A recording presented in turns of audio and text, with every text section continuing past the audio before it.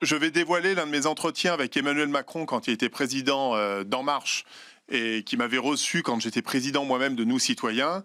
Il m'a dit à la fin de notre entretien, cher Stéphane, il m'a dit « Je suis un peu jaloux, Nicolas, de votre slogan. Moi, j'ai inventé le ni droite ni gauche. Et vous avez inventé le social pour l'homme, libéral pour entreprise, écologique pour tous. Et je vois remarquer, c'est plutôt bien trouvé. » Voilà. Super. L'anecdote d'Emmanuel Macron. Super. Moi, Bon alors, je suis fan.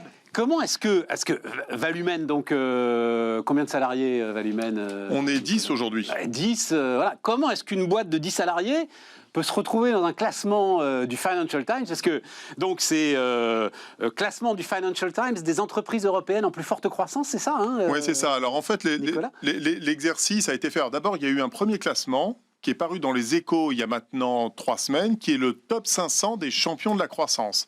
Et donc, Valumène, j'ai été appelé il y a 6-7 mois en disant, écoutez, on a été sur société.com, on a vu la croissance de Valumène et vous pourriez rentrer dans les critères, est-ce que vous voulez remplir le dossier? Donc, j'ai rempli mon dossier il y a 6 mois. Sans déconner. Et là, Valumène... Attends, petite question commerciale. Faut payer pour faire partie faut pas du... payer. Non, faut pas payer. Totalement gratos. Ok. Non, c'est totalement gratuit. C'est ouvert à toutes les TPE-PME. Alors, il y a des critères. Il faut faire plus de 200 000 euros, je crois, de chiffre d'affaires. Il faut avoir 3 exercices sur 3 bilans. C'est fait de manière très sérieuse par les Échos. Je précise que j'ai dû remplir un questionnaire de 15 pages, transmettre les bilans, attestation des commissaires aux comptes. Ils contrôlent, ils vérifient, ils vous posent des questions complémentaires si jamais il y a des choses qu'ils trouvent, je sais pas. Ils font leur job. Ils font leur job. Et puis j'ai appris, donc il y a effectivement 3 semaines, Valumène, champion de la croissance, à la 22e place. Alors pour l'année 2022, j'ai trouvé ça génial en termes de communication. Et j'ai été appelé il y a 15 jours pour dire, en plus de ça, vous intégrez le top 1000 européen. Et donc, Valumène est à la 139e place et on fait partie des 140 entreprises françaises en plus forte croissance sur 3 exercices. Mais, parce que, il y en a des boîtes de 10 salariés, il doit y en avoir...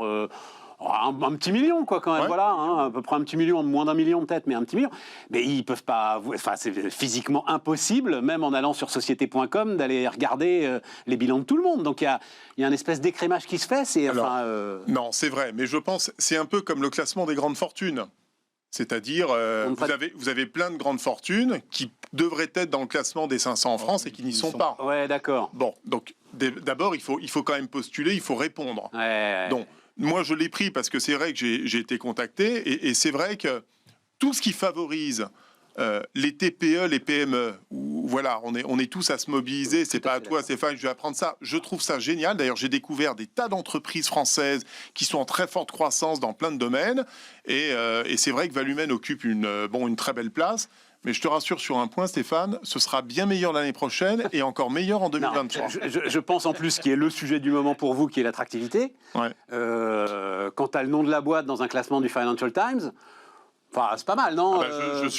Avec les candidats, ça va bien se passer, quoi. Je suis appelé effectivement à la fois par plein de fournisseurs, mais là où j'étais assez impressionné, c'est la reconnaissance. Alors d'abord la fierté des collaborateurs.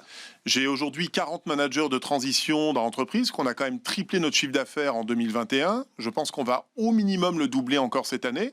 Voilà, donc on est dans un rythme de croissance qui est extrêmement soutenu. Et c'est vrai que ce soit les clients et les fournisseurs, j'ai eu énormément d'appels. Et c'est vrai qu'il y a une espèce de grande fierté. Donc ça contribue au développement. Et c'est vrai que je m'en plains pas parce que c'est une très bonne chose.